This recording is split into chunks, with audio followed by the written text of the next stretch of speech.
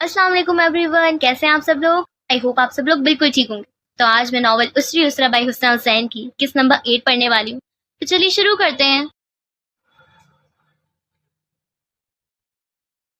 करवटों पर करवटें बदलती वो काफी देर तक बेआराम रही। वो मुश्किल 12 बजे आंख लगी तो 1:30 बजे खुल गई। इसने उठकर बैठते हुए इतराफ में निगाह दौड़ाई। पूरा घर खामोशी में डूबा हुआ था। सभी ख्वाब खरगोश के मजे ले रहे थे। एक वही थी जिसे एक पल का आराम नहीं था। इसने चप्पल ढूंढकर पहनी, किचन में जाकर पानी पिया, फिर फातिमा पर ठीक से लिहाफ डालती सीढ़ियों की तरफ जा खड़ी हुई। सिर उठाकर ऊपर देखा। नीचे सब सो रहे थे तो ऊपर वो भी यकीनन सो ही रहा होगा। कुछ देर तक वो शाल को कंधों पर डाले गोमगो सी कैफियत में अपनी जगह खड़ी रही। वो फारिस वजदान को जगाकर बुआ की गैर मौजूदगी में ही इसकी आमद की वजह जानना चाहती थी, और ये काम वो सुबह से पहले पहले कर लेना चाहती थी।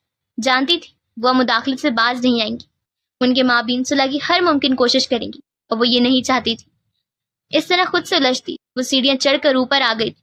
ख्याल था वो सो रहा होगा, मगर कमरे की लाइट रोशन थी। इसने खिड़की की ओर से अंदर झांका। कमरा खाली, फारिस नादार। ये किधर गया?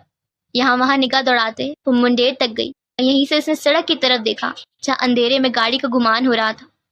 कमरा और फिर सहन का चक्कर काट कर अच्छी तरह से जायजा लेती वो दाएं तरफ मुड़ी और अगले ही लम्हे किसी से टकरा गई। खौफ अपनी जगह, झटका दूसरी, मगर जो चोट नाक पर लगी थी इसका दर्द पूरे जिस्म में दौड़ गया। फारिस ने इसे बाजुओं से पकड़कर गिरने से अलग बचाया। आयरन मैन के सगे, नाक से हिलाते हुए इस पर फट पड़ी। देखकर नहीं चल सकते? हालांकि चल तो वो रही थी, आयरन मैन तो खड़ा था। तुम ठीक हो? खांसी और जुकाम की शिकायत लिए फारिस की आवाज भारी, तनफुस भी भारी और दिल भी भारी। 30 सेकंड पहले तक ठीक थी। इसने फारिस के बुखार से तपते हाथ की गिरफ्त से अपना बाजू छुड़ाया।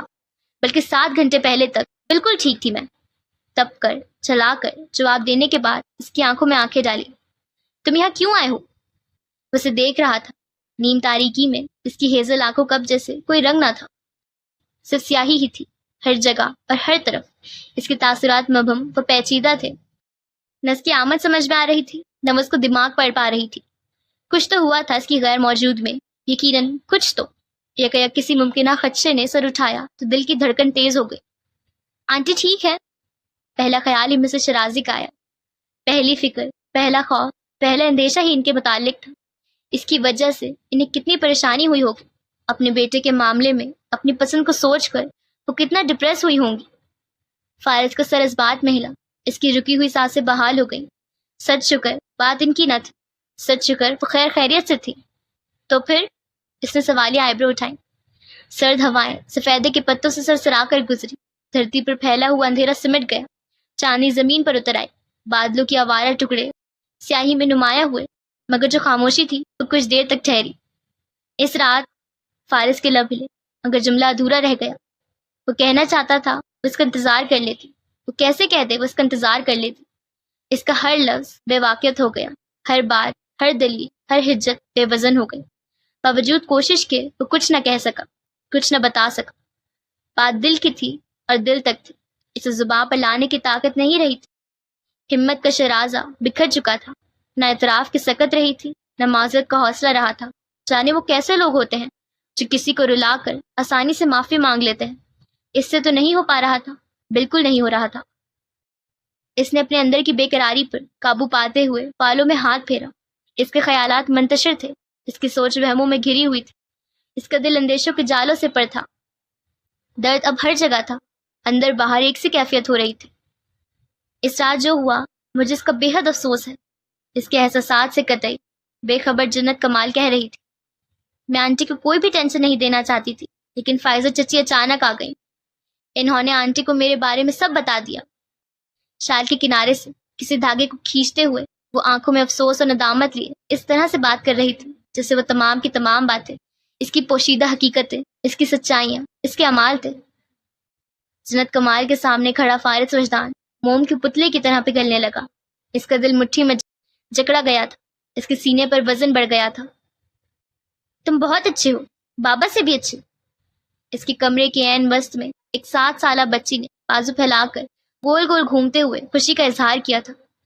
आन की आन में बहुत सी बात, लहजे, तंज और ताने से याद आ गए। हर वो तल्ख बात जिससे कर चुका था, ہر وہ زخم جو لفظوں کی صورت اسے دے چکا تھا، کتنی چوٹیں تھیں، کتنے تشدد تھا، کتنی نفرت تھی، کتنا بڑا عذاب، کتنی بڑی سزا تھی یہ، اس نے ایک لمحے کے لیے بھی نہیں سوچا اگر وہ تمام کی تمام باتیں جھوٹ ثابت ہوئیں تو میری وجہ سے آنٹی کو بہت دکھ پہنچا ہوگا، وہ بھی تک اسی غم میں تھے، اس کے لیے آئی ایم ایکسٹریملی سوری۔ فارغ وجدان کی ماں کو جو تکلیف اس کے وجود سے پہنچی، اس کی معذرت، بہت دل سے معذرت۔ اور وہ خاموش تھا، بہت زیادہ خاموش، اسے لگا وہ سانس بھی نہیں لے رہا۔ یہ کسی خیال کے ذہن میں آتے ہی اس نے شال کا سرا چھوڑ چھاڑ کر سر اٹھایا، کہیں اب تم اس بات کا ایشو بنا کر مجھے کوئی سزا وزا دینے تو نہیں آئے؟ اب کی خاصی مشکوک نظروں سے اس نے فارغ کو گھورا۔ ہوا کے زور سے بال پیشانی پر جھکے، آنکھوں میں نمی تیر گئی، جنت کے ساتھ ساتھ ہر منظر دھندلا گیا۔ اب اگر تم نے کہا میں تمہیں طلاق نہیں دینا چاہتا، ساری عمر اسی طرح لٹکا کر رکھوں گا وغیرہ وغیرہ، تو آئی سویئر میں خلا کے لیے کورٹ چلی جاؤں گی۔ سخت لہجے میں دھمکا کر اس نے اپنے ارادے واضح کر دیے۔ وہ اس پہ نظر جمائے منجمد سے کھڑا تھا۔ جنت کمال اس سے کبھی نہیں ڈری تھی، نہ 15 سال پہلے، نہ 15 سال بعد۔ اور اگر تم سمجھ رہے ہو کہ میں ایک کپ چائے ملے گی، اسے لگا اگر وہ اسے سنتا رہا، بار بار اس کے شک، اس کی شبہات، اس کے سوالات کی زد میں کھڑا رہا تو وہ فنا ہو جائے گا۔ جنت کمال نے اچنبے سے اسے دیکھا، یہاں اس کی جان پر بنی ہوئی تھی، اور اس امیر زادے کو چائے کا کپ چاہیے تھا، وہ بھی رات کے 2:30 بجے۔ دھتکار، نفرت ایک طرف، لحاظ و مروت دوسری طرف، نوکروں کی فوج بہرحال یہاں نہیں تھی۔ سلگ کر اسے دیکھا، صرف اس لیے کہ اس کی طبیعت ٹھیک نہیں تھی، اور صرف اس لیے کہ وہ بوا کا مہمان تھا۔ وہ غصے سے پاؤں پٹکتی کچن میں چلی گئی۔ اپنی چہیتی بیوی کو ساتھ لانا تھا نا ان خدمات داریوں کے لیے۔ بڑبڑاہٹ واضح تھی، اس کے پیچھے دروازے میں آن کھڑا ہوا، لبوں کو مسکراہٹ چھو کر گزری، دل میں غم سا ٹھہر گیا۔ مجھے ایک بات سمجھ میں نہیں آتی، جب تمہیں اپنی پہلی بیوی سے اتنی محبت تھی تو تم نے مجھ سے شادی کیوں کی؟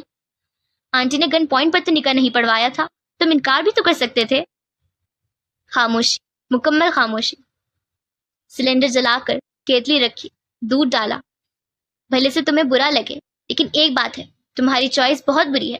ادینہ زبیر ایک بار پھر اپنے تمام تر غرور، حسن اور نزاکت کے ساتھ اس کے حواسوں پر چھا گئی تھی، تو بھڑاس نکالنا ضروری ہو گیا تھا۔ ممی کی چوائس اچھی ہے۔ ہاں بالکل، بے ساختہ کہہ گئی، مگر اگلے ہی لمحے، اگلے ہی پل، جب سمجھ میں آیا کیا کہہ دیا ہے تو گالوں پر سرخی دوڑ گئی۔ لب بیچ کر خود کو دل ہی دل میں کوسا اور لب سی لی کہ اب وہ کچھ نہیں بولے گی۔ خاموشی سے اس کی طرف پشت کیے چائے بنا کر کپ میں انڈیل کر مڑی تو کچن کے دروازے پر وہ نہیں تھا۔ اپنا مگ ساتھ رکھ کر وہ کمرے میں آ گئی۔ سامنے ہی وہ بیڈ پر ہلکی سی کھانسی کے زد میں بیٹھا تھا، ٹشو کا پیک ہاتھ میں تھا۔ روشنی میں اب اس نے دیکھا تو آنکھیں سرخ اور کنارے سوجے ہوئے لگ رہے تھے۔ اس نے چائے پیش کر دی۔ بسکٹس نہیں ہیں؟ وہ جانے کے لیے مڑی، پھر ضبط کر کے پلٹی۔ بسکٹس کے ساتھ ایک گلاس پانی بھی رکھ دیا۔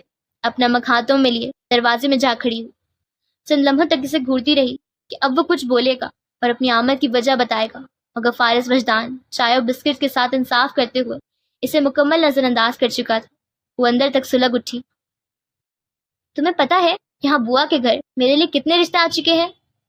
آخر اسے یہ باور بھی تو کروانا تھا کہ وہ کوئی گری پڑی لڑکی نہیں، اور اگر فارغ وجدان کو کئی لڑکیاں مل سکتی ہیں تو اسے بھی اپنانے والے بہت ہیں۔ وہ چائے میں بسکٹ ڈبو کر کھاتے ہوئے لمحے بھر کے لیے رکا۔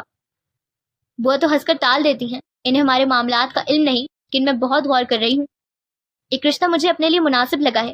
بوا کا دور پرے کا رشتہ دار ہے، بیوی کی ڈیتھ ہو چکی ہے، تو چھوٹی چھوٹی سی بیٹیاں ہیں، لڑکا بھی کوئی زیادہ بڑی عمر کا نہیں ہے۔ تم سے طلاق کے بعد مجھے اپنے لیے بھی کچھ سوچنا ہے۔ اب میں کہانیوں کی ہیروئن کی طرح یہ نہیں کہہ سکتی کہ پلیز مجھے اپنا نام دے دو، میں ساری عمر اسی نام کے سہارے تنہا رہنا چاہتی ہوں، بلا بلا بلا۔ باقاعدہ چہرے کے اتار چڑھاؤ کے ساتھ ہاتھ جلا کر کہا۔ چائے میں بسکٹ ڈبو کر منہ تک لے جاتے فارغ نے رک کر نظر اٹھائی۔ بسکٹ ٹوٹ کر چائے میں گرا، اس کا دل بھی۔ مگ ہاتھوں میں لی، اس سے 10 قدم کے فاصلے پر اب وہ میز پہ چڑھی بیٹھی تھی۔ پیچھے کھڑکی پوری کی پوری کھلی ہوئی تھی، ہوا کے زور سے دوپٹہ ڈھلک کر کندھے پر آ گرا تھا۔ شہد بالوں کی لٹیں پونی سے نکل کر چہرے کے اطراف میں ڈلی ہوئی تھی۔ تمہارے لیے رشتے آ رہے ہیں تو کہ نہیں آ سکتے؟ آئیبرو چڑھا کر پوچھا۔ وہ اپنی چائے کی طرف متوجہ ہو گیا۔ جنت کمال نہیں بدلی تھی۔ ویسے میں تم سے کچھ دنوں تک رابطہ کرنے والی تھی، میرا سبان بھی تمہارے گھر رہ گیا ہے، تم نے کہیں پھکوا تو نہیں دیا؟ ناک اونچی کر کے ظاہر کیا اسے تب صرف اپنے سامان سے مطلب ہے۔ ایک اور بسکٹ ٹوٹ گیا، آدھا جو منہ میں گیا اس کی مٹھاس ختم ہو گئی۔ اسے پانی کے چند گھونٹ بھرے، بسکٹ کا دوسرا پیک کھولا۔ آنٹی کو معلوم ہے تم یہاں آئے ہو؟ وہ خاموش رہا، اور یہ خاموشی جنت کے دل میں کرب اتار گئی۔ ظاہر ہے اگر وہ انہیں بتاتا تو کیا وہ اسے یہاں آنے دیتی؟ اس جیسی لڑکی کی اب ان کی زندگی میں کوئی جگہ نہیں تھی۔ وہ بہت رنجیدہ ہوتی ہوں گی کہ انہوں نے فارس کے لیے اس کا انتخاب کیوں کیا۔ تم یہاں کیوں آئے ہو؟ گھوم پھر کر وہی سوال، مگر وہ جواب نہیں دے رہا تھا۔ نہ طنز، نہ تانا، نہ کوئی سخت بات، نہ کوئی تضحیک امیز رویہ، نہ تلخ لہجہ۔ فارس وجدان اب کیا کرنے والا تھا؟ وہ فکر میں پڑ گئی۔ کافی دیر تک جب وہ کچھ نہ بولا تو نوٹ بک کا صفحہ پھاڑ کر اس میں اپنی کچھ چیزیں درج کر کے وہ اس کے پاس آ گئی۔ یہ تمہارے لیے بے شک کچرا ہوگا، مگر مجھے میری چیزیں بہت عزیز ہے، اس لیے اپنے کسی ملازم کے ہاتھ بھجوا دینا۔ فارس نے صفحہ لے لیا، فولڈ کر کے اس کے ارسلان بھائی کی قمیض کی جیب میں رکھ دیا۔ وہ تب گئی لیکن منہ سے کچھ نہ کہا۔ پھر انہی بگڑے تیوروں کے ساتھ جانے کے لیے مڑی ہی تھی کہ فارس نے ہاتھ تھام لیا۔ تمہاری بوا کہہ رہی تھی کوئی بات ہے جو تم مجھے بتانا چاہتی ہو؟ وہ اپنی جگہ پتھر ہوئی، چہرے کا رنگ فک، آنکھیں نم، پلکیں بھاری ہو گئی۔ کچھ نہیں، بھرائی ہوئی آواز میں کہہ کر اس نے ہاتھ چھڑانا چاہا۔ گرہ سخت نہیں تھی مگر اتنی نرم بھی نہیں تھی کہ وہ آزاد ہو سکتی۔ میرا ہاتھ چھوڑو۔ آن کی آن میں اس کے تاثرات بدل گئے تھے۔ تحمل سے بات کرتے ہوئے بھی غصے کی انتہا پر لگ رہی تھی۔ فارس نے چند لمحوں کے لیے اسے پشیمانی سے دیکھا۔ اسے اس نہج پر لانے والا وہ خود تھا۔ فاصلوں کی دیوار اس نے خود قائم کی تھی، نرمی کو اپنی تلخی سے نوچا تھا، امید کو اپنے لفظوں سے مارا تھا۔ نازک کلائی گرفت سے آزاد ہو گئی۔ اس نے ٹرے اٹھائی اور کمرے سے نکل گئی۔ کچن میں دیوار سے لگ کر کئی بار اپنی آنکھوں کو مسلا، لب بھیج کر گال رگڑ کر خود کو سنبھالا، خود کو سمجھایا کہ جس راستے پر وہ گامزن تھی وہ اس کا اختیار کردہ ہرگز نہیں تھا۔ یہ مقدر کی چال تھی۔ نفرتیں، دھتکار و بلا وجہ کی عداوتیں اس راستے کا خاصہ تھی جیسے کچھ لوگوں کی بے رخی سے عنایت ہوا تھا۔ فارس وجدان ادینہ زبیر کا تھا۔ اس کے دل پر ادینہ کی حکمرانی تھی۔ اس کی زندگی میں جنت کمال کی کوئی گنجائش نہ پہلے تھی نہ اب ہو سکتی تھی۔ جو طے ہو چکا تھا اسے قبول کر کے اسے ہر صورت اپنے سفر کو جاری رکھنا تھا، اسے کمزور نہیں پڑنا تھا۔ وہ نیچے چلی گئی، اپنی چارپائی پر لیٹ کر آسمان کو دیکھتے وہ مسلسل اپنے رونے پر قابو پاتی رہی۔ فارس کو یہاں آنا نہیں چاہیے تھا، ہرگز نہیں آنا چاہیے تھا۔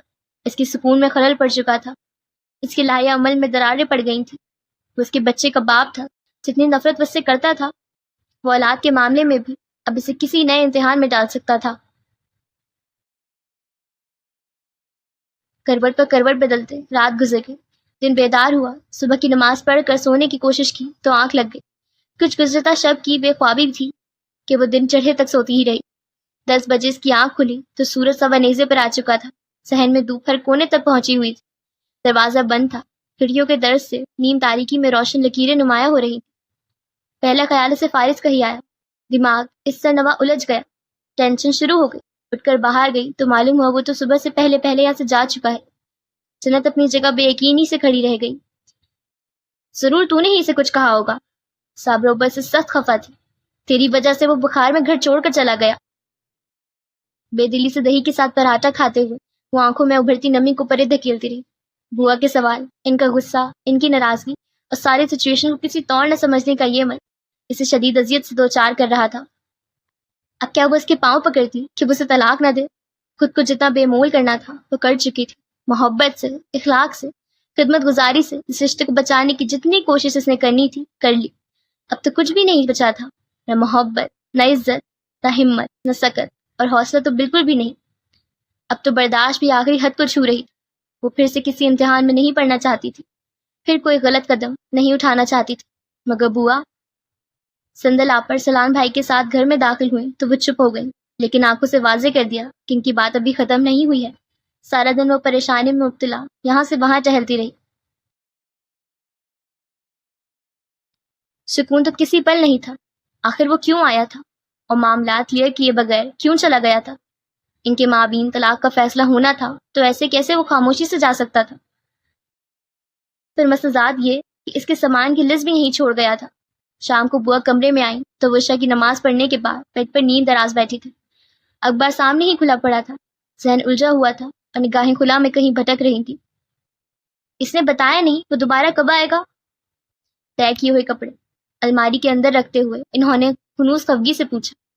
اس نے گردن موڑ کر انہیں مسترب نگاہوں سے دیکھا۔ ان کی سوچ ابھی بھی وہی تھی۔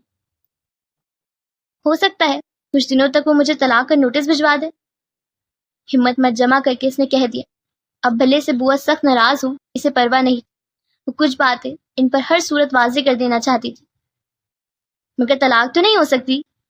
الماری بند کر کے بوا اس کی طرف مڑی۔ ہو جاتی ہے بوا، عورت حمل سے ہو تب بھی طلاق ہو جاتی ہے۔ مگر وہ شہیدہ تو یہی کہہ رہی تھی کہ نہیں ہوتی۔ اپنی سمجھ و فہم کے مطابق جنہوں نے سن رکھا تھا کہہ دیا تھا۔ بیڈ سائڈ ٹیبل سے قرآن اٹھا کر اس نے مطلوبہ صورت ڈھونڈی اور پھر مطلوبہ صفحہ کھولا، مطلوبہ آیت پر اپنی انگلی رکھی۔ یہ دیکھیں، یہاں لکھا ہے، اور حمل والیوں کی عدت ان کے بچے جننے تک ہوتی ہے۔ سورۃ طلاق۔ یہ آیت مطلقہ اور بیوہ دونوں کے بارے میں ہے بوا۔ طلاق ہر صورت ہو جاتی ہے۔ دلیل قرآن سے بوا کے پاس نفی یا انکار کی کوئی گنجائش نہ رہی۔ اب وہ الجھن میں کھڑی تھی۔ فکر نے انہیں گھیر لیا تھا۔ انہیں اب معاملہ سلجھتا ہوا ہرگز نظر نہیں آ رہا تھا، لیکن انہیں اپنی طرف سے ہر ممکن صحیح کرنی تھی۔ کچھ سوچ کر وہ اس کے پاس بیڈ پر آ بیٹھی۔ تو نے اسے خوشخبری تو سنا دی تھی۔ جنت کا دل بھاری ہو، نظر جھک گئی۔ کس قدر کوشش سے اس کا سر نفی میں ہلا۔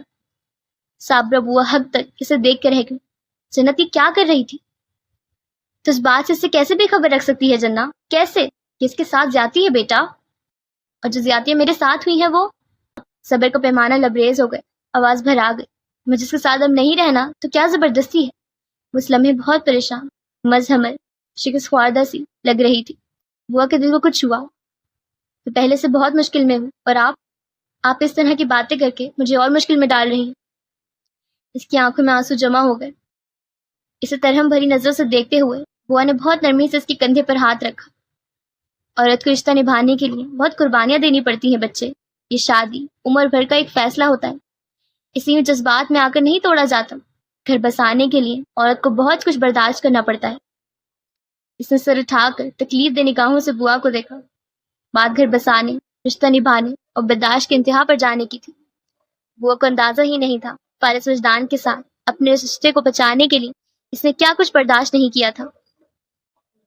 اس کا صبر، اس کا تحمل، اس کا انتظار کیا ابھی بھی ناکافی تھا؟ وہ خود مٹ چکی تھی، مگر اس کا صبر باقی رہنا چاہیے، اس کی ہمت، اس کی برداشت، اس کو تحمل باقی رہنا چاہیے۔ کیسی منطق تھی، یہ کیسا طریقہ تھا؟ کتنی ہی دیر تک اپنے آپ سے لڑتی رہی، اندر ہی اندر خود کو نوچتی کھسوٹتی رہی۔ محاسبہ شروع ہو چکا تھا۔ 5 سالوں کا موازنہ 5 مہینوں سے ہونے لگا تھا۔ برہان ایک طرف تھا تو فارغ وجدان دوسری طرف۔ 2 گھروں کے درمیان ایک ویران گلی میں تنہا لاوارث کھڑی تھی وہ۔ دروازے دونوں طرف سے بند تھے اور وہ خود کو جانچ رہی تھی، دل میں جا کر، روح کی گہرائیوں میں اتر کر، ماضی کی تکلیفوں کو سہتے ہوئے، مستقبل کا خوف اٹھاتے ہوئے۔ اس کے اندر کی الجھنیں بڑھ گئیں، سوال بڑھ گئے، اضطراب بڑھ گیا۔ سر اٹھا کر اس نے بوا کو دیکھا۔ اب تک جانے وہ گھر بسانے سے متعلق اس سے کتنے گڑ بتا چکی تھی۔ ان کے لب متحرک تھے، آنکھوں سے ایک آس، چہرے سے ایک امید جھلک رہی تھی۔ بہت پیار سے اسے سمجھا رہی۔ وہ ایک بات تو بتائیں۔ ایک لمحے کو خاموش ہوئی تو اس نے اخبار سمیٹ کر ایک طرف رکھ دیا، ذرا سا آگے سرک کر ان کے قریب ہوئی۔ عورت نکاح نامے پر سائن کس لیے کرتی ہے؟ نم آنکھوں میں ایک سادہ سا سوال لیے وہ اب ان سے پوچھ رہی تھی۔ بوا کو اس کا سوال سمجھ میں نہیں آیا۔ ذلت، دھتکار، بے عزتی، طنز، تحقیر، محرومیوں کے لیے؟ یہ سب برداشت کرنے کے لیے شادی کی جاتی ہے؟ اس عذاب کو جھیلنے کے لیے قبول ہے کہا جاتا ہے؟ بوا کو سکتا سا لبوں کو جنبش دے کر کچھ کہنا چاہا، مگر آواز نے ساتھ نہ دیا۔ جنت یہ کیا پوچھ رہی تھی؟ اس نقطے کی طرف کیوں جا رہی تھی جس نقطے سے یہ رشتہ آغاز پکڑتا تھا؟ وہ ایجاب و قبول کی گھڑی، جب 2 لوگ ایک ہوتے تھے، اور جب 2 لوگ ایک ہوتے تھے تو رشتہ نبھانے کے معاملے میں وہ 2 لوگ کیوں ہو جاتے تھے؟ سفر کا سارا بول صرف ایک کے کندھے پر کیوں آ جاتا تھا؟ رشتہ بچانے کی ساری محنت پھر کسی ایک فریق کو کیوں کرنی پڑتی تھی؟ شادی ہمارے نبی صلی اللہ تعالیٰ علیہ وسلم کی سنت ہے۔ کیا ہمارے نبی کی سنت یہ کہتی ہے اپنی عزت فنا کر دیں، اپنا وجود مٹا دیں، اپنے حق کے لیے آواز نہ اٹھائیں اور ظلم برداشت کریں اور مرتے دم تک کرتے جائیں؟ بوا بے بسی سے اسے دیکھ کر رہ گئی۔ آپ ہی مجھے سمجھا دو کہ گھر بسانے کا، رشتہ نبھانے کا کون سا طریقہ ہے بوا؟ اس کی آواز کب کپائی۔ عورت نفسیاتی مریضہ ہو جائے اور اف تک نہ کرے، اندر سے مر جائے، مٹ جائے، فنا ہو جائے، لیکن آہ تک نہ کرے۔ 22 سالہ جنت کمال، ڈاکٹر مصطفیٰ کی نواسی، تتلیوں کے پیچھے بھاگنے والی، پریوں کی باتیں کرنے والی، وہ کہہ رہی تھی اور بوا سے دیکھ رہی تھی، اسے سن رہی تھی۔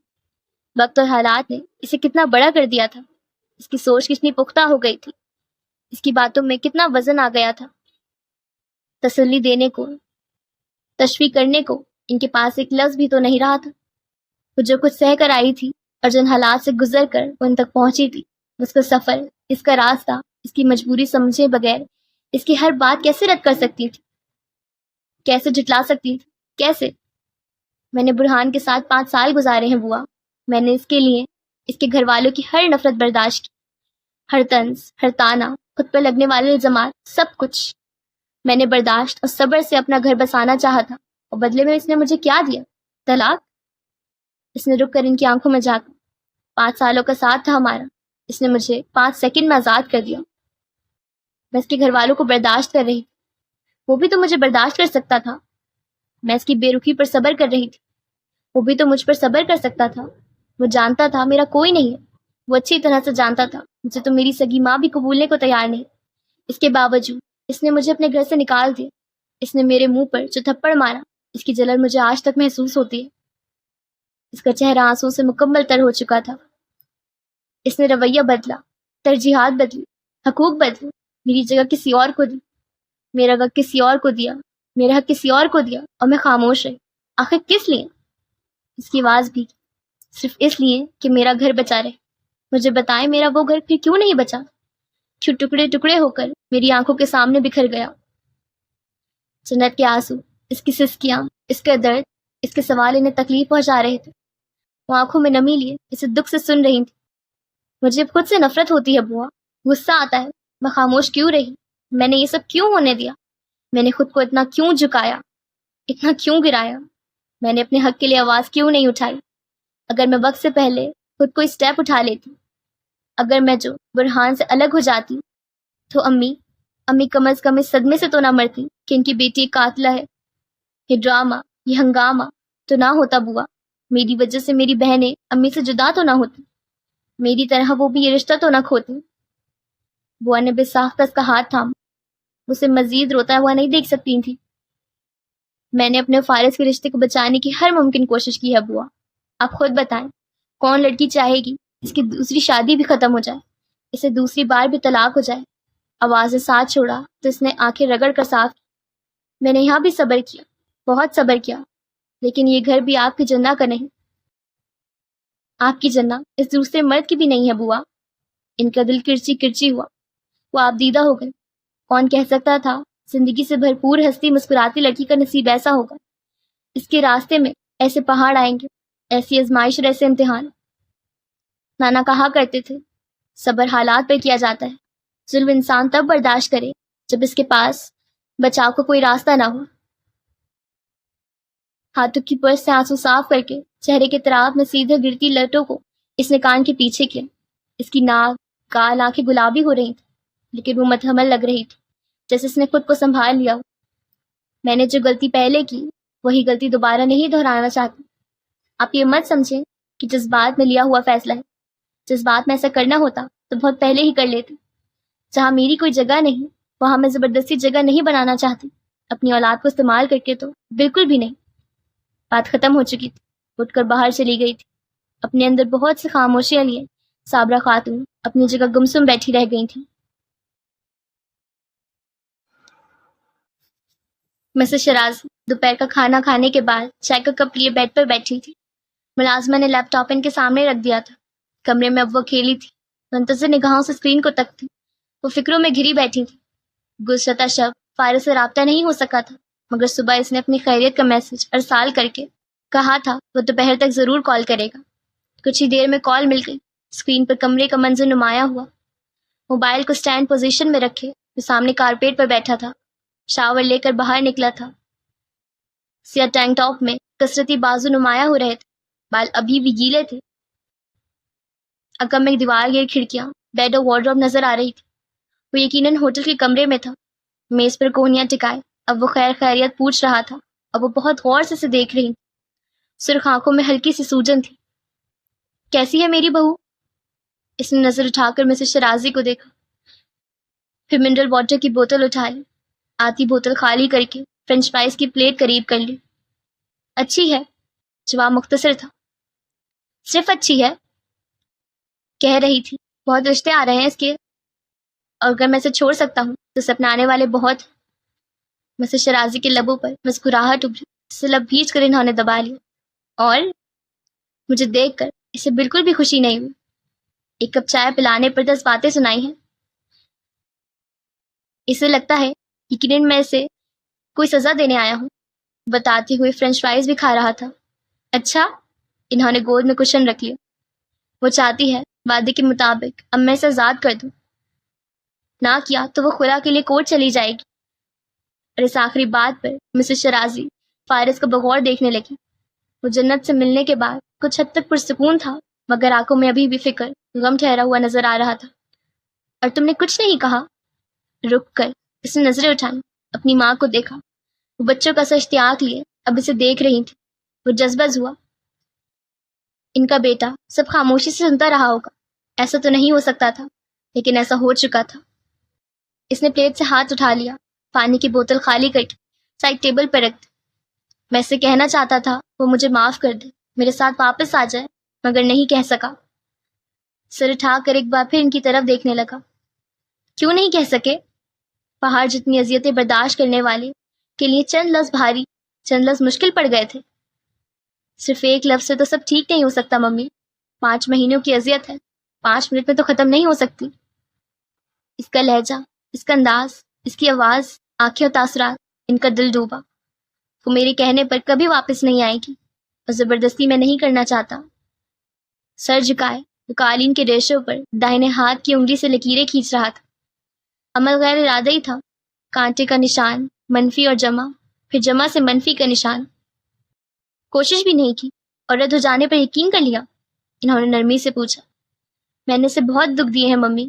اس کا سر جھکا ہوا تھا، دیوار گھیر کھڑکیوں سے ترچھی ہو کر سورج کی کرنیں سیدھا اس کے بالوں پر پڑ رہی تھیں۔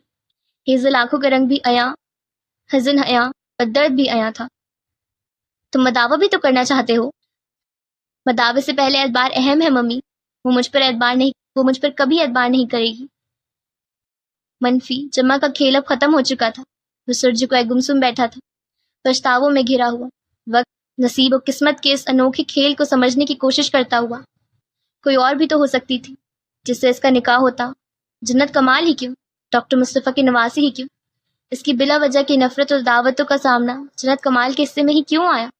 اس کی تکلیف بڑھ گئی، ندامت بڑھ گئی، درد بڑھ گیا۔ مسز شرازی اب کسی گہری سوچ میں گم بالکل خاموش بیٹھی تھی۔ وہ بھی چپ تھا، کہنے کو جیسے مزید کچھ نہ رہا تھا۔ راستے مسدود، دیواریں مضبوط اور حصار پھر سے قائم ہونے لگا تھا۔ میں خود کو قصوروار سمجھتی ہوں، یہ جانتے ہوئے بھی کہ وہ میرے موسم ڈاکٹر مصطفیٰ کی نواسی ہے۔ میں نے اس کے لیے یہ مشکل راستہ چنا۔ فارس وجدان اذیتوں میں گھر گیا۔ تم شادی نہیں کرنا چاہتے تھے، میں نے تمہیں مجبور کیا، میں نے غلط کیا۔ میں صرف اتنا چاہتی تھی تم ماضی کو بھلا کر اپنی زندگی نئے سرے سے شروع کرو۔ بیوی آئے گی، بچے ہوں گے تو سب ٹھیک ہو جائے گا۔ لیکن شاید میں غلط تھی، شاید میں غلط ہوں۔ ظلم تو پھر ظلم ہے، اور چونکہ فیصلہ میرا تھا تو میں خود کو بری الزامہ نہیں سمجھتی۔ ممی، اس نے بے بسی سے کہنا چاہا، مگر انہوں نے ہاتھ کے اشارے سے اسے روک دیا۔ مجھے تم سے یہ امید نہیں تھی فارس، بالکل بھی نہیں تھی۔ برسر جھکا گیا۔ بیوی کے ساتھ ساتھ ماں کا دل بھی بری طرح سے دکھا چکا تھا۔ عادل احمد کو ایڈریس بھیج دو، میں تمہاری طرف آنا چاہتی ہوں۔ انہوں نے اتنے اچانک کہا کہ وہ حیرت زدہ سا بیٹھا رہ گیا۔ اس کی ماں یہ کیا کہہ رہی تھی؟ آپ یہاں آئیں گی؟ میں مزید انتظار نہیں کر سکتی، مجھے اپنی بہو سے ملنا ہے۔ تمہارے اس کے مسئلے اپنی جگہ، گھر اس نے میری وجہ سے چھوڑا ہے کہ آنٹی کو وہ باتیں پتہ چل گئیں جو پتہ نہیں چلنی چاہیے تھی۔ جو میرا رشتہ ہے وہ کسی صورت ختم نہیں ہو سکتا۔ اسے شدید حیرت میں مبتلا کر کے انہوں نے اکثر کو آواز دی۔ بیٹھے بیٹھے ملازموں کو کپڑے کا آرڈر جاری کیا، ضروری سامان کی پیکنگ، کھانے کا انتظام، آن کے آن میں سب طے پائے جانے لگا۔ موسم کیسا ہے؟ یہاں وہاں سارے حکم نامے جاری کر کے انہوں نے فارس سے پوچھا۔ بارش کی وجہ سے کچھ ٹھنڈ ہے۔ اس کے لب ہلے۔ وہ شوق میں نہیں تھا مگر شوق میں ہی لگ رہا تھا۔ اب بائی ایئر نہیں، میں بائی کار آنا چاہوں گی، انہوں نے واضح کیا۔ راستے میں ہم اقصیٰ کے گاؤں سے بھی ہوتے آئیں گے۔ کیوں اقصیٰ؟ جی جی بالکل، اقصیٰ کی خوشی سے بھرپور آواز۔ سنت آپ ہی آنے والی تھی، اس کی خوشی الگ، ماں سے ملنے کی خوشی الگ، اور مسز شرازی کے ساتھ اتنی بڑی گاڑی میں سفر کرنے کی الگ۔ سفر لمبا ہے ممی، ایسے سفر لمبے ہی ہوتے ہیں۔ اگلے کئی لمحے وہ خود پر خاموشی طاری کیے بیٹھا رہا۔ ایک ریکویسٹ ہے ممی۔ بولو، وہ فارس کی آنکھوں میں دیکھ کر فکر مندی، کچھ کھو دینے کا خوف واضح طور پر دیکھ سکتی تھی۔ وہ جو کہہ رہا تھا اسے سنتے ہوئے ایک بار پھر ان کا دل ڈوبا تھا۔ بات ختم ہوئی تو انہوں نے چند لمحے کچھ سوچ کر اس بات میں سر ہلا دیا۔ کال ڈسکنیکٹ ہوئی، چہرہ غائب ہوا۔ بالوں میں انگلیاں چلاتے ہوئے اس نے میز پر ہیڈ ڈاؤن کر لیا۔ دیوار گر کھڑکیوں کے اس پار آسمان پر روئی کے گالوں جیسے بادل سورج کی کرنوں سے دہکتے ہوئے نظر آ رہے تھے۔ سنو، تم لوٹ آؤ نا، کہ دل ہے درد سے بوجھل، سکون ایک پل نہیں ملتا، کہیں بھی دل نہیں لگتا۔ سنو، سنسان ہو تم بن، بہت ویران ہو تم بن، مجھے سانسیں نہیں آتی کہ میں بے جان ہوں تم بن۔ سنو، بکھرا ہوا ہوں میں، سہارا چاہتا ہوں، تمہارے لوٹ آنے کا اشارہ چاہتا ہوں۔ بھور میں ہوں بہت دن سے، کنارہ چاہتا ہوں۔ سنو، تم لوٹ آؤ نا، کہ مجھ پر ہجر طاری ہے، عجب بے اختیاری ہے، نہیں طلب کسی شے کی، طلب ایک بس تمہاری ہے۔ سنو، تم بھی نہیں رہنا، دکھوں کو اب نہیں سہنا، یہ خالی ہاتھ ہے میرے، تم ان میں پیار بھر دو نا، میری تکمیل کر دو نا۔ سنو، تم لوٹ آؤ نا، سنو، تم لوٹ آؤ نا۔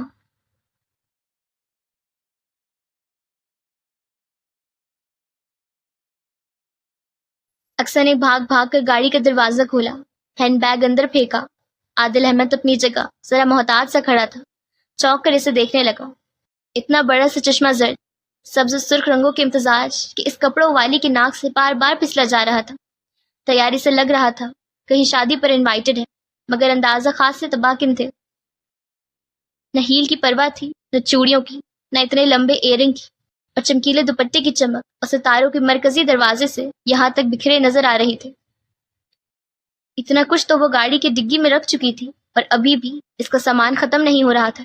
حالانکہ مسز شرازی نے کہا تھا انہیں تو بس دوسرے شہر تک ہی جانا ہے، چند گھنٹوں کے لیے، اور پھر واپسی، بس اتنا ہی۔ باس کی طرف سے بھی یہی آرڈر ملا تھا، اور اس نے پتہ نہیں کتنے رسالے، میگزین، کتابیں، ہینڈ بیگز و جانے کیا کچھ اندر رکھ ڈالا تھا۔ آپ کی تعریف؟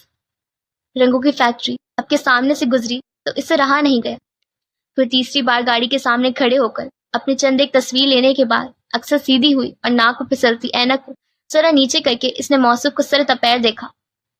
سوٹڈ بوٹڈ نوجوان، بال خاصے گھنگریالے تھے، ناک ذرا سی لمبی تھی، قد کاٹ میں مناسب تھا۔ فرینچ کٹ داڑھی میں بلا کا سوبر اور سنجیدہ نظر آنے کی کوشش کرتا وہ اسے ایک آنکھ نہ بھایا۔ مستقبل قریب کے ڈاکٹر اقصیٰ اور جنت آپی کی حالیہ مینیجر، اترا کر اپنا تعارف کرایا کہ اگر فارس وجدان کا خاص ملازم ہو سکتا ہے تو اس کی پوزیشن بھی شرازی خاندان میں کم نہیں۔ آپ کو اتنا سامان گاڑی میں رکھنے کی اجازت کس نے دی ہے؟ کیوں، یہ آپ کی گاڑی ہے؟ بڑی بڑی گول شیشوں والی اینک کو واپس آنکھوں پر جما کر پوچھا۔ وہ لاجواب ہوا۔ ہیل پر ڈولتی ہوئی وہ ایک بار پھر کوارٹر کا رخ کر چکی تھی۔ عبدالغفور مالی دروازے میں کھڑا تھا، سر پر ہاتھ رکھے کچھ کہہ رہا تھا، اور وہ کبھی اس بات میں اور کبھی نفی میں سر ہلانے لگتی تھی۔ اب کہ واپس آئی تو ہاتھ میں شاپر تھا۔ عادل احمد کے سامنے ایک بار پھر سر جھٹک کر اپنی اینک درست کی اور مسز شرازی کو بلانے اندر چلی گئی۔ رسٹ واچ پر ٹائم دیکھتا گاڑی کے بونٹ سے ٹیک لگائے کھڑا ہو گیا تھا۔ گاڑی سے دروازے تک جگہ جگہ بکھرے نگوں کی سورج کی روشنی میں چمک تھی، اور بے تحاشا چمک تھی۔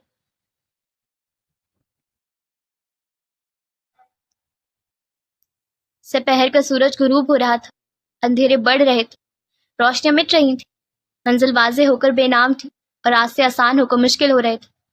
دل اندیشوں میں گھرا ہوا تھا، کیفیت عجیب سی ہو رہی تھی۔ مسز شرازی کی آمد کے متعلق جاننے کے بعد سے وہ اپنی جگہ سر جھکائے بالکل خاموش بیٹھی تھی، دوپٹے پہ گرفت جمائے، نگاہیں جھکی ہوئی، آنسو بھرتے، پلکوں پر جھکتے، پھر ٹھہر جاتے، رونے پر قابو پائے وہ خود کو آنے والے وقت کے لیے تیار کرنا چاہ رہی تھی مگر کر نہیں پا رہی تھی۔ آنکھوں کے سامنے ایک ہی منظر، ایک ہی لمحہ، ایک ہی ساتھ بار بار گزر رہی تھی۔ امی کا گھر، مرکزی دروازے سے عین سامنے نیم اندھیرے میں کھڑی نفیسہ، اس پر نظریں پڑتے ہی برف کے مجسمے میں ڈھلتی، ٹوٹتی، پھر بکھر کر فنا ہوتی نفیسہ۔ ان کی خاموش آواز، ان کی ساکت نگاہیں، امی، امی میں نے کچھ نہیں کیا، امی، امی، دور ہٹو جنت۔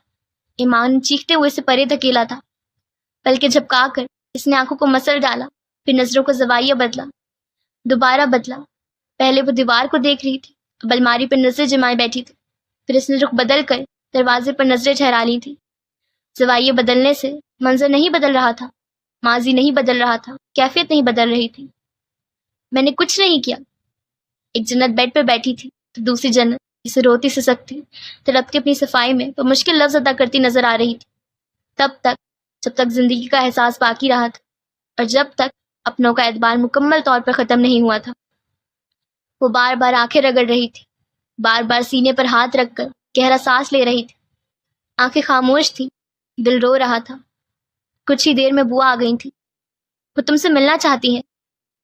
دل کی دھڑکن تیز ہوئی، سر جھکا رہا۔ جنا، قریب آ کر انہوں نے کندھوں پر ہاتھ رکھا تو اس نے بمشکل سر اٹھایا۔ میں کیسے؟ اس کے لب ہلے۔ وہ تم سے بات کرنا چاہتی ہیں۔ بوا، میں ان کا سامنا کیسے؟ میری طرف دیکھ، چہرہ ہاتھوں میں لے کر انہوں نے کہا۔ حق پر ہے نا تو پھر اتنا ڈر کاہے کا؟ اٹھ، شاباش۔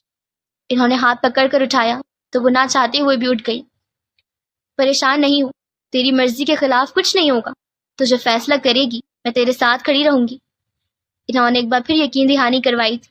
کمرے سے باہر پھر سیڑھیاں اتر کر ڈرائنگ روم تک جاتے اس کی ہمت جواب دینے لگی، قدم بھاری ہونے لگے۔ بچے کمرے میں تھے، اکثر ان کے پاس بیٹھی تھی، سندل آپا چہرے پر پریشانی لیے کچن کے سامنے کھڑی تھی۔ دروازہ کھل گیا، ہوا وہیں کھڑی رہی۔ جا، ہمت کر کے وہ اندر داخل ہو گئی، مگر دروازے میں ہی جھکے سر کے ساتھ کھڑی ہو گئی۔ سامنے ہی صوفے کے پاس ویل چیئر پر مسز شرازی براجمان تھی۔ اس کی نظر ان کے قدموں تک گئی اور پھر وہیں ٹھہر گئی۔ باہر اندھیرے پھیل رہے تھے، کھڑکیاں تاریک ہو رہی تھیں، وقت متحرک تھا، وہ منجمد ہو چکی تھی۔ مسز شرازی سے ہی دیکھ رہی تھی، مگر کن نظروں سے دیکھ رہی تھی اس نے جاننے کی کوشش نہیں کی۔ لب باہم پیوست کیے، مجرموں کی طرح سر جھکائے بالکل خاموش کھڑی رہی۔ تم نے مجھ سے وعدہ کیا تھا، وعدہ پورا کیے بنا تم نے گھر کیسے چھوڑ دیا؟ مجھے کیسے چھوڑ دیا؟ دوپٹے کے اندر انگلیاں باہم پیوست ہو گئیں، سر جھکا رہا، لب بھیجے رہے اور آنسو گرنے لگے۔ اندر ہی اندر دل پر خاموشی صرف لبوں پر تھی تو آنکھوں میں بھی اتر گئی۔ نظریں قدموں سے ہٹ کر فرش پر جم گئی۔ اس کے پیچھے اد کھلے دروازے کے بے حد قریب دیوار سے پشت لگائے فارس وجدان کھڑا تھا، دونوں ہاتھ جیکٹ کی جیبوں میں تھے، سر جھکا ہوا تھا۔ کچن میں کھانے کا انتظام دیکھتی سندل کی نظر بار بار اس کی طرف اٹھ رہی تھی۔ اس کی موجودگی سے قطعی بے خبر وہ ہنوز اپنی جگہ اپنے خول میں بند سامت کھڑی تھی۔ یہاں آؤ، مسز شرازی نے اب کے ہاتھ بڑھایا، مگر وہ اپنی جگہ سے نہ ہلی۔ آنکھوں کے کنارے پھر سے نم ہونے لگے۔ مسز شرازی نے گہرا سانس لے کر ہاتھ نیچے کر لیا۔ میں صرف ساس تو نہیں ہوں، دوست بھی تو ہوں۔ تم نے کہا تھا ماں جیسی لگتی، اور اگر واقعی میں ایسا ہی ہے تو کیا یہ ماں اتنا بھی حق نہیں رکھتی کہ جان سکے اس کی بیٹی کے ساتھ کیا ہوا تھا؟ دھڑکن تھم گئی، سانس رک گئی۔ اس نے بے ساختہ سر اٹھایا، گال پر آنسوؤں کی لکیریں نمایاں ہوں۔ مسز شرازی سے دیکھ رہی تھی اور وہ انہیں۔ وہ رات ایک بار پھر آ کر ٹھہر گئی تھی۔ فائزہ چچی کی باتیں، ان کے الزام، ان کا غصہ، ان کی نفرت، اس رات وہ اسے برباد کرنے آئی تھی اور اسے لگا واقعی میں اسے برباد کر گئی تھی۔ انہوں نے یقین چھین لیا تھا، اعتبار کی دھجیاں اڑا دی تھی۔ اب تک وہ یہی سوچتی رہی تھی، اب تک اسے گمان سے بھرتی رہی تھی، مگر جو عورت سامنے بیٹھی تھی اس کی آنکھوں میں نہ تو نفرت تھی، نہ حقارت، نہ بے اعتباری۔ کیسا ممکن بھی تھا؟ وہ خاموشی جو مہینوں سے طاری تھی، جو طلاق، قتل کا الزام اور بھائی کی وفات کا گھراؤ کرتی تھی، جو ہر دلیل، ہر تعویل، ہر وضاحت کو فنا کر دیتی تھی، وہی طاقتور خاموشی، روح سے دل اور پھر دل سے زبان کو جکڑ کر رکھنے والی زنجیر نما خاموشی ٹوٹنے لگی۔ کیا ہوا تھا؟ وہ پوچھ رہی تھی۔ سوال جتنا مختصر تھا، جواب اتنا ہی طویل، اتنا ہی تکلیف دہ۔ میں نے ماہین کا بچہ ضائع کرنے کی کوشش نہیں کی تھی۔ اس کے لب ہلے، آنکھیں سرخ ہونے لگی۔ مجھے کام والی نے بلایا تو میں اس کے کمرے میں اسے دیکھنے گئی تھی۔ اس نے دروازہ بند کر دیا اور اسے سب توڑ دیا، خود کو زخمی کر لیا۔ میں نے اسے کوئی تکلیف نہیں پہنچائی، میں نے اسے زخمی نہیں کیا تھا۔ وہ کپ کپاتے ہوئے، روتے ہوئے کہہ رہی تھی۔ جیکٹ کی جیبوں میں فارس کی مٹھیاں سختی سے بھج گئیں۔ وہ کہتی تھی میں بانجھ ہوں، کبھی ماں نہیں بن سکتی، اور مجھے برہان کی زندگی سے نکل جانا چاہیے۔ میں نہیں نکلی تو پھر اس کے ہچکیوں میں بدل گئی۔ گھر پر میرے نمبر پر رانگ کالز آتی تھی، انہیں میرا نام، میری ہر معلومات پتہ ہوتی تھی۔ میں نے برہان کے علاوہ کبھی بھی کسی سے رابطہ نہیں رکھا تھا، کبھی بھی نہیں کیا۔ لیکن برہان مجھ پہ شک کرنے لگا۔ وضعیت کے عالم میں سب کہتی جا رہی تھی میں نے حسنین کی جان نہیں لی تھی، وہ غلطی سے۔ آواز ساتھ چھوڑ رہی تھی، لفظ میں مشکل ادا ہو رہے تھے۔ آنٹی، وہ میری گڑیا چھین رہا تھا۔ وہ منظر جیسے آنکھوں میں تھا، سیڑھیوں سے پھسلتا، فرش پہ ڈھیر ہوتا حسنین، اطراف میں پھیلتا سرخ خون۔ منظر آنکھوں میں تھا، وہ پنجوں کے بل فرش پہ بیٹھ گئی۔ سب کہتے ہیں میں بدبخت ہوں، بد نصیب ہوں، میری وجہ سے میرا بھائی مارا گیا، مگر میرا یقین کریں آنٹی، میں نے اسے جان بوجھ کر نہیں مارا۔ وہ سب۔ اس کی ہچکیاں بن گئی، گلا بیٹھ گیا، لیکن وہ بول رہی تھی اور میں اسے شرازی سے بولنے دے رہی تھی۔ جو کچھ ذہن میں تھا، دل میں تھا، روح میں تھا، وہ لبوں پر آ گیا تھا۔ ان کے کہے لفظ چنگاریوں کی طرح دہکتے تھے، روحوں کو گھائل کرتے تھے۔ خاموش لفظوں کا عذاب جسم و جاں پر کتنا بھاری تھا، کوئی جنت کمال سے پوچھتا۔ وہ غلطی سے گر گیا تھا آنٹی، میں نے جان بوجھ کر نہیں۔ ویل چیئر دھکیل کر وہ آگے ہوں، اس کا چہرہ ہاتھوں میں لے لیا۔ کوئی کچھ بھی کہے، جو تمہاری حقیقت ہے وہ نہیں بدل سکتی۔ مجھے تمہارے ایک ایک لفظ پر پورا یقین ہے۔ انہوں نے اس کے آنسو صاف کیا۔ میں تو اتنا جانتی ہوں، میری بہو کسی بچے کی جان لینے کا سوچ بھی نہیں سکتی۔ کسی کو جاننے کے لیے 5 ماہ کم نہیں ہے۔ اللہ گواہ ہے، میں نے تمہارے کردار میں کوئی جھول نہیں دیکھا۔ اور رہی بات تمہارے بھائی کی، تو تم صرف 5 سال کی تھی جنت، وہ صرف ایک حادثہ تھا۔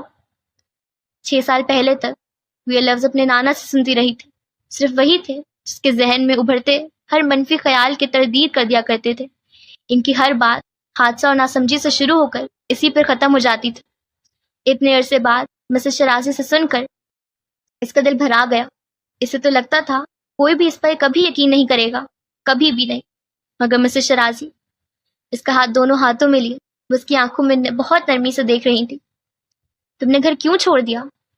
میں ڈر گئی تھی آپ مجھ سے نفرت کریں گی، مجھے گھر سے نکال دیں گی، روتے ہوئے کہے جا رہی تھی۔ مجھے لگا آپ میری کسی بات کا یقین نہیں کریں گی۔ میں زیادہ سے زیادہ کیا کرتی جنت؟ یہی سوال پوچھ لیتی، تم جواب دیتی تھی، بات ختم ہو جاتی۔ آنسو آنکھوں میں ٹھہر گیا۔ سر اٹھا کر اس نے مسز شرازی کو دیکھا۔ یہ بات اس کے اپنوں نے کبھی ختم نہیں کی تھی، سگی ماں نے، سگی بہنوں نے، سگے رشتوں نے، حتیٰ کہ برہان نے، فارس وجدان نے بھی نہیں۔ میں بہت پریشان تھی، مجھے کچھ سمجھ میں نہیں آیا۔ اچھا بس اب رو نہیں۔ انہوں نے ٹیبل سے گلاس اٹھا کر اس کی طرف بڑھایا۔ لو شاباش، پانی پی لو۔ چند گھونٹ لے کر اس نے خود پر قابو پانے کی کوشش کی۔ وہ اتنی محبت اور اتنے پیار سے اسے دیکھ رہی تھی، اس کے مل جانے کی خوشی آنکھوں میں لیے، چہرے پر امید بھرے تاثرات لیے۔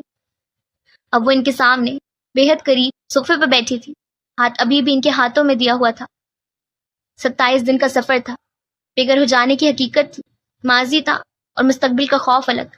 ہر خوف، ہر ٹینشن، ہر گھبراہٹ سے نبرداز ماں ہوتی اب وہ خاموشی سے انہیں سن رہی تھی۔ گھر کے بڑے کس لیے ہوتے ہیں جنت؟ جو آپ کا رشتہ طے کرتے ہیں یا آپ کی شادی کرتے ہیں۔ کیا وہ اتنے بھی حق نہیں رکھتے کہ آپ کے معاملات کو جان کر انہیں سلجھانے کی کوشش کر سکیں، آپ کی مدد کر سکیں؟ تم دونوں نے مجھ سے اپنی ہر بات چھپا کر بالکل اچھا نہیں کیا۔ وہ صحیح معنوں میں اب خفا لگ رہی تھی۔ کچھ حیرت سے انہیں دیکھ کر رہ گئی۔ اس نے ابھی تک فارس کے رویے سے متعلق تو کوئی بات ہی نہیں کی۔ کیا انہیں شک تھا یا وہ جان گئی تھی؟ اگر ہاں، کیسے جان گئی تھی؟ کہ فارس نے، دل نے دلیل دی، ذہن نے فوراً تردید کر دی۔ اس نے کچھ ہمت جمع کی، لفظ ترتیب دیے۔ میں نے ایک اور بات بھی آپ سے چھپا لی۔ آواز ایک بار پھر بھر آئی۔ سمجھ میں نہیں آ رہا تھا کہ کیسے بتائے۔ ان کی مزید ناراض مول نہیں لینا چاہتی تھی۔ تم نہ بھی بتاؤ تو کوئی بات نہیں، وہ سمجھ رہی تھی یقیناً یہ بھی خاندان سے متعلق کوئی بات ہوگی۔ بتانا ضروری ہے، آپ کی گال رگڑ کر صاف کیے۔ اچھا بتاؤ۔ اتنا تو وہ رو رہی تھی۔ وہ ذرا پریشان ہوئی کہ پتہ نہیں کیا بات ہے، ذرا بوجھ ہلکا ہو اس کا۔ اب دادی بننے والی ہیں۔ باہر دروازے کے پاس کھڑا فارس وجدان اپنی جگہ پتھر ہوا، بے حس، ساکت، منجمد۔ ہاسپٹل کے کوریڈور میں اسٹریچر کے پہیوں کی حرکت، لگژری فلیٹ کے لاؤنج میں کافی ٹیبل پر رکھا سفید کاغذ، ڈریسنگ ٹیبل سے ایک جھٹکے سے سب بکھرتے دودھ یا ہاتھ، ان گنت سوال لیے، شک و شبہات کے دائرے میں معلق ہوتا اس کا وجود، سوالیہ نشان ہوتی اس کی ذات، مبہم ہوتا اس کا نام، مسخ ہوتی اس کی پہچان۔ اس نے بے ساختہ سر اٹھایا، سرخ آنکھوں میں کناروں تک نمی پھیل گئی۔ سامنے ہی برآمدے کے اس پار روشن کھڑکیاں دھندلا گئیں۔ جس دیوار سے وہ ٹیک لگائے کھڑا تھا وہ دیوار فنا ہوئی، وہ سہارا کھو کر پنجوں کے بل جھک گیا۔ اس کا سانس اب بھاری ہو رہا تھا، اس کی کیفیت اب عجیب سی ہو رہی تھی۔ چہرے پر پل بھر کے لیے شوق تھا، پھر خوشگوار سی حیرت، اور پھر اس حیرت میں کرب گھل گیا۔ آن کی آن میں سوئے ہوئے کئی غم، کئی درد، کئی تکلیف، کئی محرومیاں جاگ اٹھی۔ وہ ماضی کے زنجیروں میں ایک بار پھر جکڑا گیا تھا، زندگی کی ڈور ہاتھوں میں لیے یقین کی وادیوں میں اترتے، منفی خیالات کی گرفت سے اپنے ذہن کو چھڑاتا وہ ایک بار پھر اپنے اندر بھٹک گیا تھا، اپنے آپ سے بچھڑ گیا تھا۔ میرے اللہ، کیا واقعی جنت آر یو ریئلی؟ مسز شرازی لمحے بھر کے لیے جیسے بے یقین ہوئی تھی۔ اس نے شدت جذبات سے اس بات میں سر ہلایا تو انہوں نے منہ پر ہاتھ رکھ لیا۔ ان کی آنکھوں میں خوشی کے آنسو بھر آئے۔ اگلے ہی لمحے انہوں نے اسے خود سے لگا لیا۔ مجھے پہلے کیوں نہیں بتایا؟ اس کا ماتھا چوم کر اب وہ شکوہ کر رہی تھی۔ وہ اتنا خوش تھی جسے سارے غم، سارے درد مٹ گئے ہوں۔ میں دادی بننے والی ہوں، میرے اللہ، شکر الحمدللہ۔ شال کے پلو سے آنسو صاف کیے، ایک بار پھر سر اٹھا کر جنت کو دیکھا۔ وہ ایک بار پھر رونے کو تیار بیٹھی تھی۔ اب کیا ہوا؟ انہوں نے اتنے پیار سے دونوں ہاتھ تھام کر پوچھا تو ضبط ختم ہو گیا۔ مجھے فارس کے ساتھ نہیں رہنا، مجھے طلاق چاہیے۔ رونا پھر سے شروع ہو گیا۔ دل پر بھاری بوجھ لیے فارس اپنی جگہ بیٹھا رہا۔ وہ جہاں شادی کرنا چاہتا ہے آپ اس کی وہیں کر دیں۔ جنت بیٹا، میں اس کے ساتھ اب کبھی نہیں رہوں گی آنٹی، کبھی نہیں۔ فیصلہ حتمی تھا، رد و بدل کی کوئی گنجائش ہی نہیں تھی۔ ٹھیک ہے، ٹھیک ہے، انہوں نے مسکراہٹ دبا کر اس کے گال پر ہاتھ رکھا۔ تم دونوں کے اختلاف اپنی جگہ، لیکن کیا تمہارا خیال نہیں جب تک ڈلیوری نہیں ہو جاتی تمہیں ہمارے ساتھ رہنا چاہیے؟ آنٹی، وہ فارس، کیا یہ مناسب نہیں رہے گا کہ تم اپنے بچے سے پوچھو اس کی ممی کو کیا فیصلہ کرنا چاہیے؟ جنت نے چوک کر مسز شرازی کو دیکھا تو دھیرے سے ہنس دی۔ کافی عرصے بعد ہمارے گھر میں خوشی آئی ہے جنت۔ میں اپنی بہو کو اپنی آنکھوں کے سامنے دیکھنا چاہتی ہوں۔ تم یہاں رہو گی تو مجھے فکر رہے گی، اور یہ میرا تم سے وعدہ ہے۔ نئے فیملی ممبر کو آنے دو، پھر جیسا تم چاہو گی ویسا ہی ہوگا۔ جو فیصلہ تم کرو گی میں تمہیں مکمل سپورٹ کروں گی۔ ابھی گھر چلو میری خاطر۔ اسے ایک بار پھر رونا آیا۔ اب نہیں رونا، پیار سے کہا تو آہستگی سے اس بات میں سر ہلایا۔ سب ٹھیک ہو جائے گا، مسز شرازی سے خود سے لگائے کہہ رہی تھی۔ اس نے آنسو پونچھ ڈالے۔ ہاں، سب ٹھیک ہو جائے گا۔ چلو شاباش، اپنی تیاری کرو، انہوں نے کہا۔ فارس وجدان اپنی جگہ سے اٹھ کھڑا ہوا۔ دروازہ کھول کر وہ باہر آئی اور اس کی موجودگی سے قطعی بے خبر سیڑھیوں کی طرف بڑھ گئی۔ جیبوں میں ہاتھ ڈالے وہ اسے جاتا دیکھتا رہا۔ کپڑے بدل کر بالوں کی ڈھیلی سے چٹیاں بنائے وہ دوپٹے کے ساتھ شال اوڑھ کر نیچے آئی تو پہلی نظر ہی فارس وجدان پر پڑی۔ وہ نیم تاریکی میں کھڑا نظر آ رہا تھا۔ لمحے بھر کے لیے نظر ملی، دل جانے کیوں عجیب لے پر دھڑکا۔ مسز شرازی نے یقیناً اب تک اسے بتا دیا ہوگا، جانے اس کے تاثرات کیسے رہے ہوں گے، جانے اس نے کیا کہا ہوگا۔ رخ بدل کر وہ برآمدے کی طرف چلی گئی، اکثر باقاعدہ چیخ کر اسے لپٹ گئی۔ جنت آپی، آپ کو نہیں پتا میں نے آپ کو کتنا یاد کیا۔ علی کو گھوریاں اکثر کے لیے ختم ہی نہیں ہو رہی تھیں۔ پسند لاپا سے ملی، پھر بچیوں سے جس کے جانے کا سن کر ہی اداس ہو گئی تھی۔ علی کے تاثرات عجیب سے تھے، جیسے ابھی رو پڑے گا۔ اور صابرہ بوا، وہ بھیگی آنکھوں کے ساتھ کھڑی تھی، اسے خود سے لپٹائے جانے کتنی ہی دیر تک دعائیں دیتی رہی۔ تیری ساس بہت اچھی عورت ہے، بہت نیک اور بڑے ظرف والی، مجھے زبان دی ہے، بیٹی بنا کر لے جا رہی ہوں، کوئی تکلیف نہیں ہونے دوں گی، انشاءاللہ سب ٹھیک ہو جائے گا۔ خاموشی سے سنتی رہی۔ رابطے میں رہنا، اپنا بہت خیال رکھنا۔ ہم آنکھوں کے ساتھ اس نے سر ہلایا۔ آپ اسلام آباد کب تک آئیں گی؟ سندل کی ڈلیوری تک یہی ہوں، اس کے بعد ہی سلیم کے پاس جا سکوں گی، لیکن تو فکر نہ کر، جلد ملنے آؤں گی۔ سب اسے چھوڑنے دروازے تک آئے۔ مسز شرازی کو فارس پہلے ہی گاڑی میں بٹھایا تھا، اب اس کے انتظار میں وہیں کھڑا تھا۔ اکثر اجلت میں قدم اٹھاتی، اس سے پہلے ہی نکل گئی تھی۔ گلی کا راستہ بارش کی وجہ سے کافی خراب تھا۔ وہ باہر نکلی اور دیوار کے ساتھ اسے مکمل نظر انداز کی گاڑیوں کی طرف بڑھ گئی۔ فارس نے قدم اٹھائے اور پھر رک کر مڑا۔ صابرہ بوائے سے ہی دیکھ رہی تھی۔ آپ نے جو کچھ کیا اس کے لیے آپ کا بہت شکریہ، میری طرف سے جنت کو کوئی تکلیف نہیں ہوگی۔ اللہ خوش رکھے تم دونوں کو، انہوں نے دل سے دعا دی۔ وہ جانے کے لیے مڑ گیا۔ جنت آہستگی سے قدم اٹھا رہی تھی۔ اندھیرے میں گاڑی کی روشنیاں بکھری تھی۔ سفید گاڑی فارس کی تھی، اتنا تو جنت کو پتا تھا۔ دوسری گاڑی میں ڈرائیور تھا عادل احمد، جو باہر کھڑا تھا۔ عقبی نشست پر مسز شرازی براجمان تھی۔ اس کی آنکھوں کے سامنے دروازہ کھول کر جھٹ سے اقصیٰ بیٹھی۔ دروازہ بند کرتے لاک لگا کر شیشہ نیچے کیا۔ جنت کے قریب پہنچنے تک سرگوشی میں کچھ نہ کچھ طے پا گیا تھا۔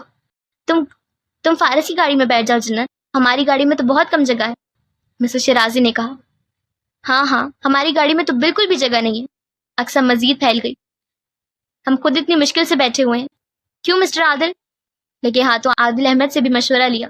اس پونگی کو تو کچھ سمجھ میں نہیں آیا کہ اتنی بڑی گاڑی میں جنت کمال کی جگہ کیوں نہیں ہو سکتی تھی، لیکن جب اقصیٰ نے آنکھوں ہی آنکھوں میں کوئی 1000 اشارے دے دیے تو جی میم بالکل، جی ہاں بالکل جگہ نہیں ہے، آپ اس طرف آ جائیں۔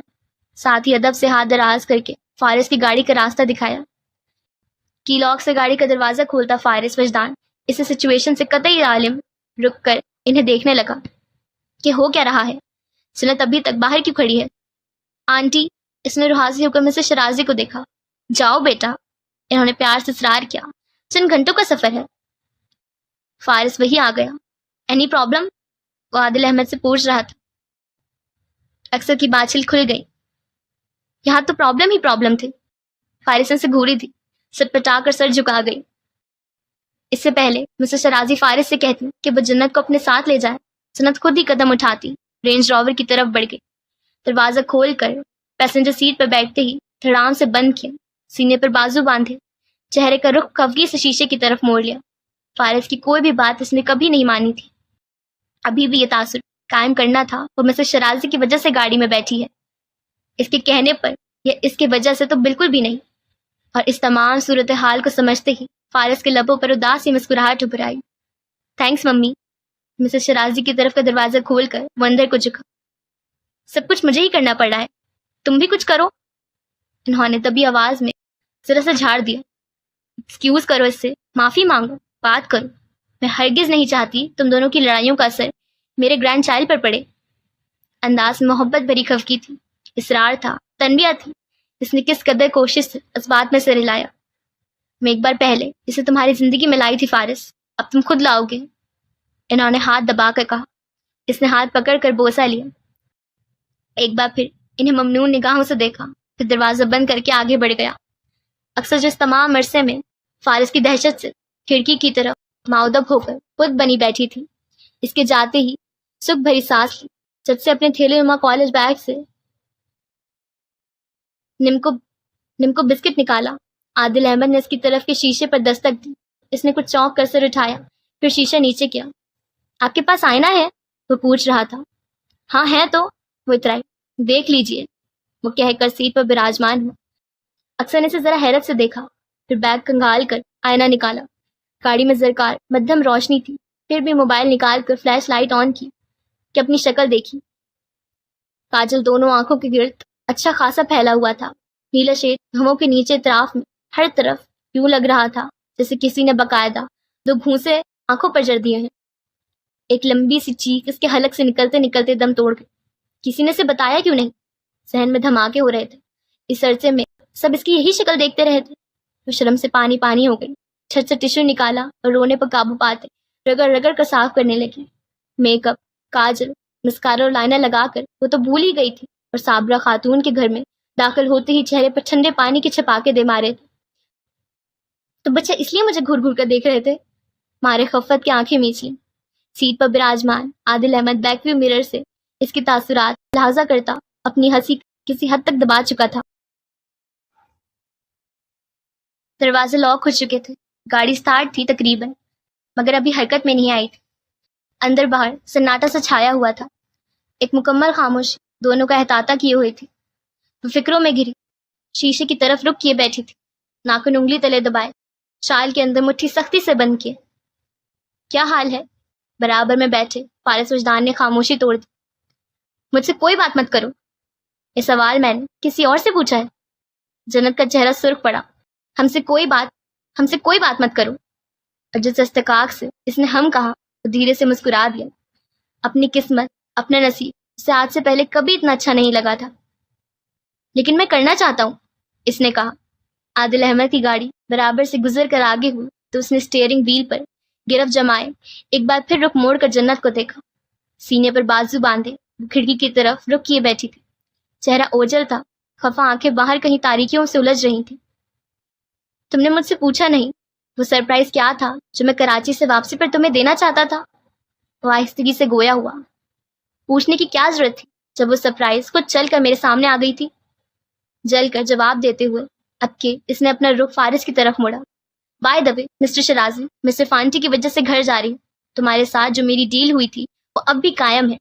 میں نے تو آنٹی سے کہہ دیا ہے، بھلے سے تمہاری دوسری شادی ہو، تیسری شادی ہو، چوتھی شادی ہو، آئی ریئلی ڈونٹ کیئر، مجھے صرف اپنی طلاق سے غرض ہے۔ خاموشی سے اس کی پوری بات سن لینے کے بعد تمام تر توجہ ڈرائیونگ پر مرکوز کر چکا تھا۔ ہمیشہ کی طرح اس کا پرسکون رویہ جنت کے اندر تک سلگا گیا۔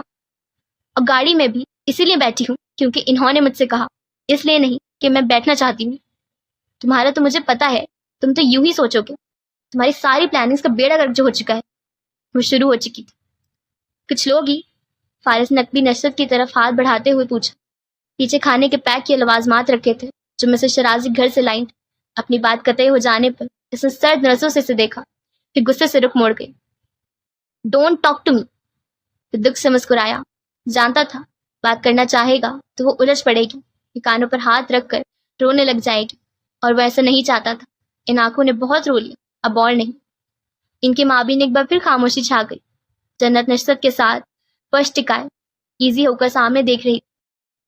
گاڑی مین روڈ پر سرحد پکڑے ہوئی تھی، آس پاس اندھیرے میں روشنیاں بکھرتی گاڑیاں گزر رہی تھیں۔ ڈرائیونگ کرتے ہوئے وہ ہر تھوڑی دیر بعد اس کی طرف دیکھتے ہوئے جسے تسلی کر لیتا تھا۔ حقیقت کو خواب ہونے میں دیر ہی کتنی لگتی ہے۔ اس کا خوف، اس کا خدشہ، اس کی تمام تر اذیتیں اپنی جگہ قائم تھی۔ شیشے کے ساتھ پیشانی چکائے کسی گہری سوچ، کسی گہرے خیال میں گم جنت نے آنکھیں موند لی تھیں۔ زندگی نے ایک بار پھر راستوں کو تعین کر لیا تھا۔ منزلیں ابھی بھی دھندلی تھی، بے نام اور غیر واضح سی تھی۔ انجام ابھی بھی نہیں بدلا تھا، فرق حالات میں پڑا تھا، نفسیات پر بھی، اعصاب پر بھی۔ اس کی کندھی کسی بوجھ سے جھکے نہیں جا رہے تھے، دل سے جیسے کوئی ثقیل شے ہٹ گئی تھی۔ وہ خود کو بہت ہلکا پھلکا سا محسوس کر رہی تھی۔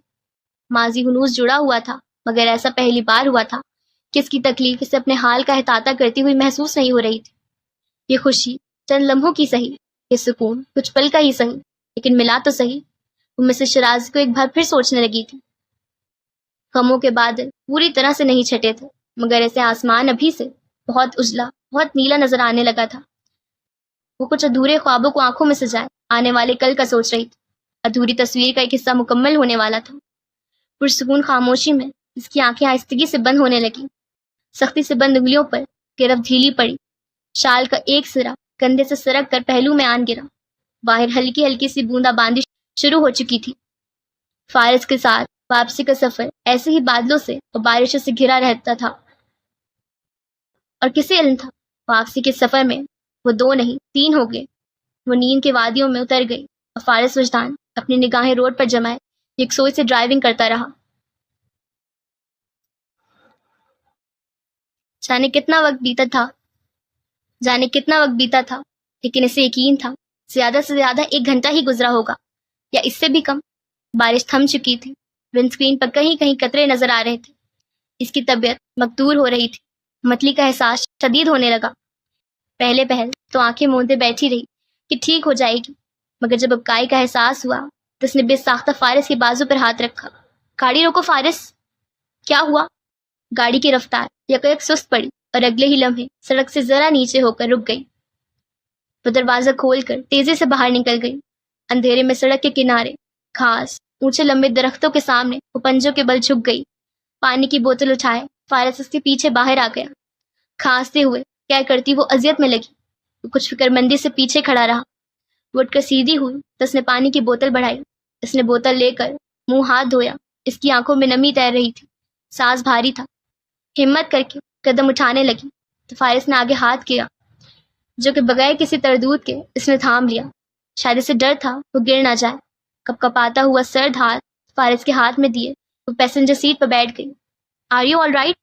مجھ سے پوچھ رہا تھا۔ بھاری سانسوں کے ساتھ اس نے اس بات میں سر ہلایا۔ وجود پر ایک کپ کپی سی تاری تھی۔ وہ اپنی سیٹ سنبھالے اب اس کی طرف پوری طرح سے متوجہ تھا۔ آنکھوں میں فکر تھی۔ موبائل ہولڈر میں استعادہ اس کے موبائل کی اسکرین یکایک ہی روشن ہوئی تھی۔ اے آر کے نام سے کال آ رہی تھی، چند ایک میسیجز کی نوٹیفیکیشن بھی۔ فارس نے کال ڈسکنیکٹ کر دی۔ پیچھے کہیں دور اور بہت دور کسی گاڑی کی ہیڈ لائٹس تاریک ہو گئی تھیں۔ اب کی بار اس نے اجازت نہیں چاہی تھی۔ ہاتھ بڑھا کر اگبی نصرت سے ڈنر باکس کھولا۔ کیما مٹر، فرائڈ چکن، میٹھے میں کھیر ہے، فروٹ ٹرائفل بھی۔ اس نے کھانے گنوائے کہ شاید اب وہ کچھ کھا لے۔ تم گھر سے اتنا کچھ لائے ہو؟ ذرا حیران ہو کر اس کی طرف مڑی۔ نیند سے بھری ہوئی بے آرام آنکھیں بے تحاشا رونے کی وجہ سے سوجی ہوئی لگ رہی تھیں۔ ممی لائی ہیں۔ ہاں وہی لا سکتی ہیں، تم سے مجھے ایسی کوئی امید ہی نہیں۔ فارس اسے دیکھ کر رہ گیا۔ وہ کچھ دیر پہلے تک اس کے آفر کرنے پر بھی انکار میں سر ہلائے ناراضی کی دیوار قائم کیے بیٹھی تھی، تو اب خود اٹھ کر پیچھے چلی گئی تھی۔ دروازہ بند ہوا تو فارس نے گردن موڑ کر پیچھے دیکھا۔ گاڑی کے زرکار ڈوم لائٹس آن کیے اور وہ باکس وغیرہ دیکھ رہی تھی۔ بوا کے گھر سے آتے وقت ٹھیک سے کھانا بھی نہیں کھا سکی تھی۔ اپنے لیے پلیٹ میں پلاؤ نکالا، ساتھ ہی چکن کا لیگ پیس رکھا۔ گاڑی اشتہار انگیز کھانوں کی خوشبو سے بھر گئی۔ لاؤ یہ میں کھول دیتا ہوں۔ رائتے کا ننھا سا باکس اس سے نہیں کھل رہا تھا۔ کھولو گی میں خود ہی، اس نے کہا، مگر یاد آیا اگر ایک خراش برداشت نہ کرنے والی کی گاڑی کے اندر رائتے کا کوئی ایک قطرہ بھی گرا تو وہ کتنا ہنگامہ کرے گا، کیونکہ جس طرح سے وہ کھولنا چاہ رہی تھی تو یہی ہونا تھا۔ تمیز سے باکس اسے دیا، جسے کھول کر اس نے واپس کر دیا۔ ایک پلیٹ میرے لیے بھی۔ پلاؤ کا تیسرا چمچ منہ تک لے جاتے اس نے رک کر فارس کو دیکھا۔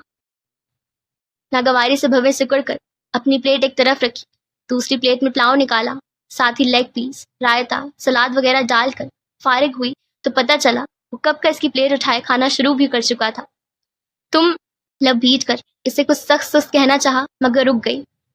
سمجھتے کیا تھا یہ خود کو؟ پانی چاہیے؟ فارس نے اپنی بوتل سے آدھا پانی پی کر بقایا اس کی طرف بڑھایا۔ اسے گھورتی ہوئی اپنی پلیٹ پر جھک گئی۔ تمہارا بچا ہوا نہیں چاہیے؟ اوکے، ویسے بھی یہ آخری ہے۔ اس نے بوتل دوبارہ لبوں سے لگانا چاہی۔ ادھر دو مجھے۔ غصے سے جھڑک کر بوتل کھینچی۔ مرچیں بھی تو لگ رہی تھیں، شاید رائتے میں زیادہ تھی۔ مسکراہٹ ضبط کرتے ہوئے وہ رخ بدل گیا۔ اگبی نرست پر آلتی پالتی ماری وہ اب کھانے کھا رہی، بہت آرام میں تسلی سے، چہرہ کرب سے آری، آنکھیں درد سے کھالی، لاپرواہ سا انداز، جسے گاڑی میں اس کے ساتھ تو کوئی تھا ہی نہیں۔ اپنے آپ میں مگن، اپنے رزق سے انصاف کرتی۔ بیک ویو مرر اس پر ایڈجسٹ کیے وہ اس پر نگاہیں جمائے بیٹھا رہ گیا تھا۔ 15 سال پہلے اپنی ساری خفگیاں، ناراضیاں بلائے وہ اس سے بہت خوش اخلاقی سے ویلکم کیا کرتی تھی۔ کیا وہ آج بھی ایسا کر پائے گی؟ نہیں۔ تبسم مٹ گیا، شاید نہیں، حزن ٹھہر گیا اور درد بڑھ گیا۔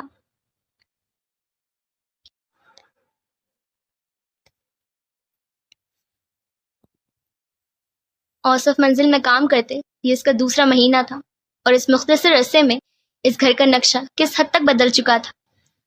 مزدور مستری آج بھی کام پر لگے ہوئے تھے۔ نچلی منزل پر سامنے والے 2 کمروں کو روغن کیا جا رہا تھا۔ اوپر والا پورشن نیا تعمیر ہوا تھا۔ اب دروازوں اور کھڑکیوں کا کام باقی رہ گیا تھا۔ پلاٹ کی قسطیں ادا ہو چکی تھیں، اسٹور کھل گیا تھا، گاڑی خرید لی گئی تھی، فرنیچر نیا ہو چکا تھا، صوفے بدل چکے تھے، ہر کمرے میں مہنگے نفیس سٹائلز بھی لگوائے جا رہے تھے۔ مہینے کے آخر تک طارق صاحب کی بیٹی کی شادی تھی۔ وہ اس گھر کی ملازمت تھی۔ تو جہیز کی تیاریاں خود اپنی آنکھوں سے دیکھ رہی تھی۔ سمرین نے اپنے لیے مہنگا ترین فرنیچر پسند کیا تھا۔ روز شاپنگ کے لیے بازاروں کے چکر لگتے تھے، مہنگے مہنگے برانڈڈ کپڑے، جیولری، میک اپ وغیرہ خریدے جاتے تھے۔ برآمدے سے آگے شیشے لگی دیواروں کے آس پاس نفیس صوفوں پر بیٹھ کر کپڑے پھیلا پھیلا کر جائزہ لیا جاتا تھا، پسند ناپسند کو جانچا جاتا تھا۔ آئے روز مہمانوں کی آمد و رفت، اور وہ سارا دن کچن میں کھانا پکانے اور صفائی میں ہلکان ہوتی رہتی۔ مجال ہے شکر کا کوئی ایک بھی فرد اسے ساز بحال کرنے دیتا۔ ذرا دیر کو جو کہیں آرام کی غرض سے بیٹھتی تو ڈانٹ پھٹکار شروع ہو جاتی۔ اس کی ماں کو اس کے کام کی اچھی خاصی تنخواہ دے رہے تھے۔ 2 مہینے تو اس نے جیسے تیسے گزار لیے تھے، مگر اس کی ماں چاہتی تھی وہ 1.5 سال تک یہیں رہے تاکہ باپ کا اچھے سے علاج بھی ہو جائے اور جو قرض انہوں نے لے رکھا ہے وہ بھی اتر جائے۔ ان کے دوست کی توسط سے یہ کام اسے ملا تھا، مگر گھر کے مکین اسے انسان کم کام والی مشین زیادہ سمجھتے تھے۔ اوپر سے سال بھر کے بچے کی ذمہ داری بھی اسے سونپ رکھی تھی، جو گھر سے ہنسل الگ تھلگ اسٹور روم نما کمرے میں اس کے ساتھ ہی ہوتا تھا، اور ہمیشہ کی طرح کچن میں انتہا کی گرمی برداشت کرتے، گھر آئے مہمانوں کے لیے مینگو شیک بناتے۔ وہ بھول چکی تھی پچھلے 1.5 گھنٹے سے غائب ہے اور بچے کمرے میں اکیلا ہے۔ گھر کے مکینوں کے پاس تو انتظام تھا، مگر اس کا اسٹور نما کمرہ اس آسائش سے مکمل طور پر محروم تھا۔ وہ عجلت میں ٹرے اٹھائے ڈرائنگ روم میں گئی، سب کو جوس سرو کیا، اور اس سے قبل پھر سے کوئی حکم نامہ جاری ہوتا وہ عجلت میں قدم اٹھاتی کچن کے عقبی دروازے سے اپنے اسٹور روم نما کمرے میں آ گئی۔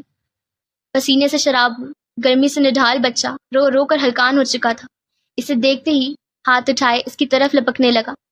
روبی کے دل کو کچھ ہوا، اسے بازو میں بھرے کچن میں لے گئی۔ معاف کر دو یار، میں تو بھول ہی گئی۔ گلاس میں ٹھنڈا پانی ڈال کر اس کے لبوں سے لگایا تو وہ اپنے ننھے ننھے ہاتھوں ٹھنڈے گلاس پر جمائے یوں پانی پینے لگا، صدیوں کا پیاسا ہو۔ بال ماتھے سے چپکے ہوئے تھے، چہرہ ناک آنکھیں گلابی ہو رہی تھیں۔ وہ اتنا پیارا تھا کہ دل چاہتا دیکھتے جاؤ، مگر اس پیارے سے بچے کی قسمت کتنی خراب تھی۔ باپ مر چکا تھا، ماں اسے بھائیوں کے در پر چھوڑ کر گئی تو پھر پلٹ کر خبر نہ لی تھی۔ رشیدہ سے اس نے سنا تھا وہ صرف اپنی ماں کی فوتگی پر آئی تھی، اور اس کے بعد اس نے بھولے سے بھی اس گھر کا رخ نہیں کیا تھا۔ یہ اتنی بڑی گاڑی میں بیٹھ کے آئی تھی، تدفین کے بس کچھ ہی دیر بعد نکل گئی۔ وہ کاؤنٹر ٹیبل کے پاس اسے لیے کھڑی تھی۔ سمرین اپنے کمرے کی صفائی کا حکم دینے آئی تو بچے کو اس کے ہمراہ کچن میں دیکھ کر سیخ پا ہو گئی۔ کتنی بار کہا ہے اسے گھر میں مت لایا کرو۔ بی بی جی، بجلی کب کی گئی ہوئی ہے تو کمرے میں بڑی گرمی ہے۔ وہ ناگواری سے ایک نظر بچے کو دیکھتی اسے اپنے کمرے کی صفائی کا آرڈر دے کر چلی گئی۔ اسے بازو میں اٹھائے سمرین کے کمرے میں آ گئی، بچے کو ایک جگہ بٹھایا۔ اب یہاں سے مت ہلو، میرے کو کام کرنے دو۔ بچے نے اسے معصوم آنکھوں سے دیکھا اور اپنی جگہ بیٹھا رہا۔ ٹوٹی ہوئی کھلونا کار جس کی گود میں رکھی تھی اسے جھنجھوڑتا ہلاتا وہ ہمیشہ کی طرح بہت خاموش اور بہت پرسکون تھا۔ اوصف منزل میں جب وہ نئی آئی تھی اور اس کے لیے مکمل انجان تھی تو تب بھی جب اس نے اٹھایا تھا تو وہ بہت آرام سے اپنے بازو خود سے اٹھائے اس کی گود میں آ گیا تھا۔ وہ رات کو سوتے ہوئے بھی بالکل تنگ نہیں کرتا تھا۔ اکثر رات میں آنکھ کھلتی تو وہ برابر میں لیٹا ہوا، آنکھیں کھلی ہوتی اور اس کے دوپٹے کا سرا منہ میں۔ بڑا امیر چچا ہے بچے کا، مہینے کے مہینے پیسے بھیجتا ہے، رشیدہ نے بھی یہی بتایا تھا۔ لاکھ تو دیتا ہوگا وہ تیرے طارق صاحب کو۔ وہ حیران ہو کر اسے دیکھنے لگی تھی۔ سگا چچا بچے کو اپنے پاس بھی تو رکھ سکتا تھا۔ یہاں آتا ہے کیا وہ؟ ارے نہیں، کبھی نہیں آیا۔ تو اس سے پہلے جو سلیمہ مائی تھی اس نے بتایا تھا بینک سے پیسے بھیجتا ہے، ڈھیر سارے ہوتے ہیں۔ تو نے دیکھا نہیں کیسے امیر ہو گئی یہ سب، پلاٹ بھی لے لیا ہے۔ کہہ رہے ہیں سمرین کی شادی بڈے ہال میں کریں گے۔ بیڈ شیٹ بدلتے، کتابیں سمیٹ کر ریک میں رکھتے اور پھر کپڑے سے فرنیچر، ڈریسنگ ٹیبل اور آئینہ رگڑ کر صاف کرتے تو اس کی طرف دیکھتے ہوئے تسلی کر لیتی تھی۔ سرمئی نیکر اور ملگجی رنگ کی پرانی شرٹ میں وہ بچہ وہیں بیٹھا تھا جہاں وہ اسے بٹھا کر آئی تھی۔ کبھی سے لگتا وہ اس کی بولی کو سمجھتا ہے، اس کا کہا مانتا ہے۔ بھلا اتنے چھوٹے سے بچے میں اتنی سمجھ کیسے ہو سکتی تھی کہ وہ کسی عام سی روبی کی بات مانے، جس کی سگی ماں سے یہاں کام پہ لگائے گھر کے خرچے پورے کر رہی تھی۔ وہ سونے سے پہلے پتہ نہیں کتنی باتیں سے کرتی جاتی، گال چھو کر، تھوڑی ہلا کر ہنساتی تو وہ ہنس پڑتا۔ نیچے کے دکھانے کے ننھی موتے جیسے دانت نمایاں ہوتے۔ وہ اسے سارا دن اسی کمرے میں چھوڑ کر گھر بھر کے کام نپٹاتی رہتی اور بھاگم بھاگ اسے بھی دیکھنے آ جاتی۔ کبھی وہ رو رو کر نڈھال ہو چکا ہوتا اور کبھی اس کی دی گئی اشائیوں سے کھیلتا مکمل پرسکون، چیزوں کو پکڑ پکڑ کر اٹھ جاتا تھا، چھوٹے چھوٹے قدم بھی اٹھا لیتا۔ کمرے میں نقصان دہ کوئی شے نہ تھی، صرف ایک چارپائی اور بند سنگل الماری، بوسیدہ سا قالین، اور بس۔ اس لیے اسے مکمل اطمینان رہتا کہ وہ ٹھیک ہوگا۔ پنکھا چلائے وہ صفائی میں مگن تھی۔ بڑی بیوی نے کمرے میں اسے اور بچے کو دیکھا تو سیخ پا ہو گئی۔ اچھی خاصی جھاڑ پھیلانے کے بعد ایک عدد تھپڑ بھی جڑ دیا۔ آخر اس کی جرت کیسے ہوئی تھی کہ اس نے سمرین کے کمرے کا پنکھا چلا دیا تھا اور بچے کو بھی لے آئی تھی، وہ بچہ جس کے پیسوں سے پورا گھر چل رہا تھا۔ گال رہ رہ کر دپکتا رہا۔ بجلی آئی تو اسے ایک بار پھر کمرے میں تنہا چھوڑ آئی۔ وہ کھیلتے کھیلتے کارپیٹ پر بھوکا سو گیا۔ شام میں فیڈر بنا کر آئی، جگا کر منہ سے لگایا تو سکون سے دودھ پیتے ہوئے وہ اس کے پرانے سے پھٹے ہوئے دوپٹے کا کونا اپنی ننھی منھی انگلیوں میں دبانے لگا اور وہ رونے لگی۔ پتہ نہیں تیرا چچا کیسا انسان ہے، اس جہنم میں جھونک کے پیسے بھیجا جا رہا ہے۔ باہر کا جس شدید تھا، بجلی پھر سے غائب تھی۔ کمرے کا دروازہ بند کر کے تمام کھڑکیاں کھولے وہ اپنی چارپائی پر بیٹھ گئی تھی۔ بچہ خالی فیڈر منہ سے لگائے آنکھیں بند کر چکا تھا اور وہ کھڑکی کی جیل جیسی سلاخوں سے باہر دیکھ رہی تھی۔ ہو سکتا ہے بچے کے چچا کو گھر کے مکینوں کے رویے کی بالکل بھی خبر نہ ہو سکتا ہے اسے لگتا ہو وہ پیسے بھیج رہا ہے تو اس کے سگے ماموں اس کا بہت خیال رکھتے ہوں گے۔ ننھے ہاتھ کی انگلیوں میں اپنی انگشت شہادت دیے وہ اس کی بند آنکھوں کو دیکھتے کچھ سوچ رہی تھی اور اپنی اس سوچ پر عمل کرنے کا حتمی فیصلہ بھی کر چکی تھی۔